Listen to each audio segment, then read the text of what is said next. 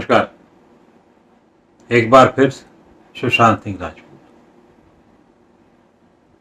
इस हफ्ते बहुत कुछ ऐसा घटा जिससे अब लगने लगा है कि पिछले लगभग पौने 2-3 महीने से ज्यादा वक्त के बाद अब सुशांत सिंह राजपूत का मामला नेपथ्य में जाने लगा है। ये सवाल कि सुशांत सिंह राजपूत ने आत्महत्या की है या उसे आत्महत्या के लिए विवश किया गया है या उसकी हत्या करके उसे टांग दिया गया है, ये एक नतीजे पे तो पहुंच जाएगा, लेकिन उस खबर या उस प्रकटीकरण के बाद भी, उस खोज के बाद भी उससे बड़ी खबरें इतनी ज्यादा फिल्म उद्योग की होंगी कि वो मामला एक तरीके से नेपथ्य में चला जाएगा। हम पहले से भी ये आशंका जाहिर करते रहे हैं कि सुशांत सिंह राजपूत के मामले में कोई बहुत बड़ा बदलाव होने जा रहा है, ऐसा कुछ संभावना नहीं दिखती। 9 सितंबर को के पहले 2-3 दिन पहले जब कंगना रनौत ने ये घोषणा की कि वो 9 तारीख को मुंबई पहुंचेंगी, और तभी से ये लगभग तय हो गया था कि कंगना रनौत का मामला अब ये कहना ये चाहिए कि कंगना रनौत ने ये मामला अब दूसरे ढर्रे पर डाल दिया। सीबीआई इस पूरे मामले की जांच कर रही है। ये हमें ध्यान रखना होगा कि सुशांत सिंह राजपूत के मामले में कंगना रनौत एक योद्धा की तरीके से लड़ती रही और उन्होंने एक पैरेलल फ्रंट खोल दिया था, और वो पैरेलल फ्रंट फिल्म उद्योग के उन बड़े लोगों के खिलाफ खोला जहां बोलने की कोई हिम्मत नहीं करता। वो पैरेलल फ्रंट उन्होंने करण जौहर, आदित्य चोपड़ा समेत उन सभी लोगों के खिलाफ खोल दिया, या खान बंधुओं के खिलाफ खोल दिया, जहां वो खुद अनफिट थी या जहां वो खुद अपने आप को फिट नहीं पा रही थी। तो उस समय भी कंगना रनौत एक पैरेलल जगह पा रही थी मीडिया में, जितना कि सुशांत सिंह राजपूत की मौत और उसकी खोज में। सीबीआई जांच की घोषणा के बाद जो तेजी दिखी, और उसका एक और दूसरा फ्रंट खुला जब रिया चक्रवर्ती इस पूरे मामले में आई और वो नशे के आरोप में, नशा सप्लाई करने के आरोप में उनको गिरफ्तार कर लिया गया।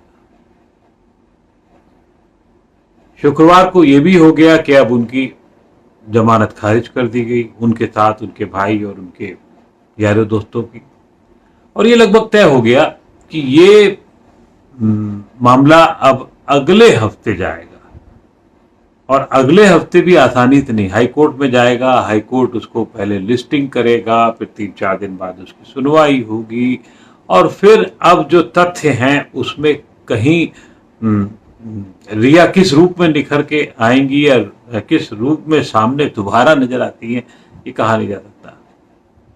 हम सबको याद होगा कि शीबा की हत्या के मामले में इंद्राणी मुखर्जी अब जब भी जेल से बाहर आती हैं तो किस रूप में आती हैं, एक बदला हुआ चेहरा, बदली हुई शक्ल, बदला हुआ रूप।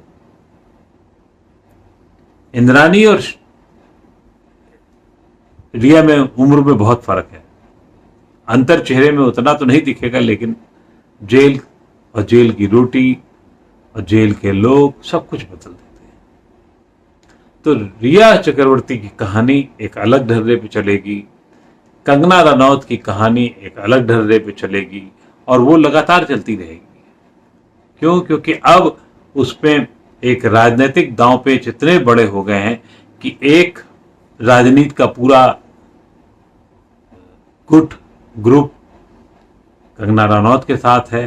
कंगना रनौत उसे अलग तरीके का नाम दे रही है और दूसरी तरफ शिवसेना और शिवसेना के सैनिक हैं। वहां पर एक संजय हैं, वहां एक धृष्टा है नहीं है ये नहीं कहा जा सकता, लेकिन संजय जरूर है और उन संजय के इर्द गिर्द पूरी कहानी चल रही है। संजय अपनी सरकार बचाना चाहते हैं, उद्धव ठाकरे की सरकार को बचाना चाहते हैं, आदित्य ठाकरे को कहीं ना कहीं से कई और प्रकरणों से बचाना चाहते हैं, तो उसलिए उनकी भूमिका एक अलग है। और उसके काउंटर में जो दूसरी भूमिका चल रही है, अभी तक भारतीय जनता पार्टी को इसमें बहुत बड़ा रोल दिखता नहीं है उसका, लेकिन कंगना रनौत को Y+ सिक्योरिटी देने के बाद ये अब स्पष्ट हो गया है कि उनकी भारतीय जनता पार्टी की भूमिका और जिस तरीके से वहां पर देवेंद्र फडणवीस जो पूर्व मुख्यमंत्री हैं वो लगातार बैटिंग कर रहे हैं, लगातार उसके पक्ष में बातचीत कर रहे हैं, वो निश्चित रूप से एक अलग टकराव की स्थिति है।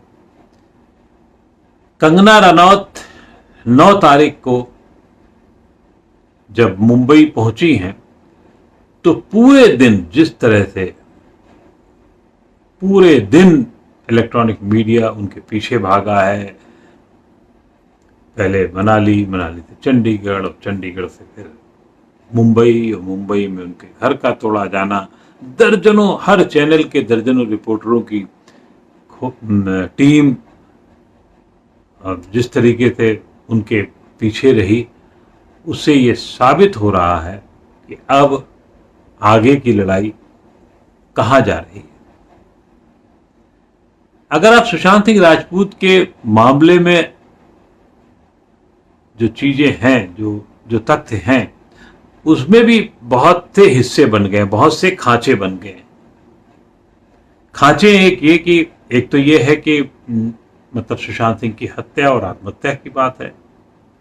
दूसरा खांचा ये है कि अगर इस पे काम CBI करती रही और अभी लग रहा है कि करेगी, कि वहां पर गुटबाजी और किस प्रकार से लोगों को परेशान किया जाता है उस पर काम करेगी।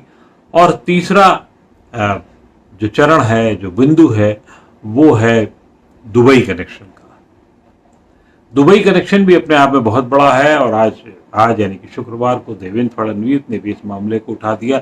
आपको याद होगा कि इस तरह की चर्चा हम लोग पहले भी एक वीडियो में कर चुके हैं कि इससे फिल्म उद्योग में दुबई कनेक्शन के तार और दुबई कनेक्शन की वजह से होने वाले नुकसान का मतलब दुबई से पैसा आता है, फिल्मों में लगता है, फिर फिल्मों का पैसा दुबई जाता है, पाकिस्तान जाता है और उसका इस्तेमाल किस तरह से होता है, ये सब एक ऐसे गठजोड़ हैं जो CBI अगर उसमें लगी, और अभी संकेत यही मिल रहे हैं कि वो लगेगी, क्योंकि पूर्व मुख्यमंत्री देवेंद्र फडणवीस इस मामले को पूरी तरीके से उठा रहे हैं और भी भारतीय जनता पार्टी के नेता उसको उठाने में लगे हुए हैं। अब बचता क्या है? सुशांत सिंह राजपूत का मामला।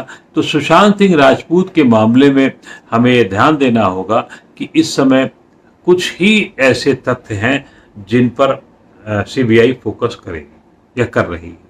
अगर आप नशे के तथ्य को किनारे करते हैं और उसकी कहानी को किनारे करते हैं, उसके गठजोड़ को किनारे करते हैं, तो उसमें हमें मिलेगा क्या? मिलेगा ये, हो सकता है कि फिल्म उद्योग का काफी बड़ा हिस्सा इसमें शामिल हो, इसको करता हो, और संभावना भी है, उसके पुराने इतिहास भी हैं, संजय दत्त से लेकर के और न जाने कितने लोगों के इतिहास रहे हैं, करण जौहर के यहाँ पार्टी के इतिहास रहे हैं, बहुत सारे इतिहास रहे हैं।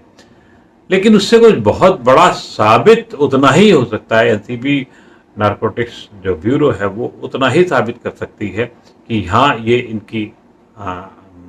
इनको आयत होती है, यहाँ पर लाया जाता है, तो उसको लोग नशे में रखते हैं, रहते हैं। और अभी हाल में जो एक और वीडियो जो जारी हुआ था जिसमें खुद सुशांत राजपूत, रिया चक्रवर्ती, 2 और कारिंदे और एक किनारे बैठी लड़की जो जिस तरह से उसका वो कर रहे हैं, सेवन कर रहे थे, उसमें उसमें जो है कोई शक नहीं रह जाता कि वो कुछ लोग उसमें उस गुट में शामिल थे। तो ये फिल्म उद्योग का चेहरा हो सकता है, लेकिन ये एक अलग कहानी है, एक अलग चैप्टर है जो कितना बड़ा बनेगा ये जैसे जैसे उसका पट्टावा होगा, जैसे जैसे उसके उद्घाटन होंगे, वो तभी पता लग पाएंगे।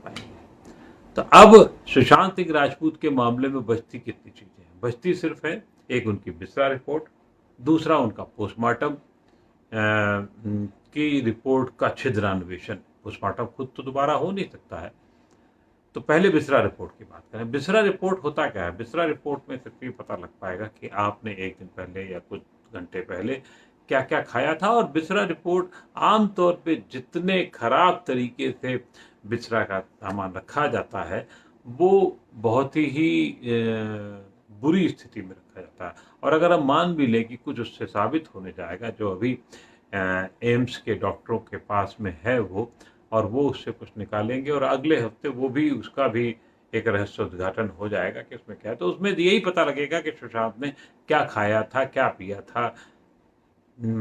उसमें आत्महत्या और हत्या के तथ्यों का कोई खुलासा नहीं बनता है, सिर्फ इतना साबित होगा।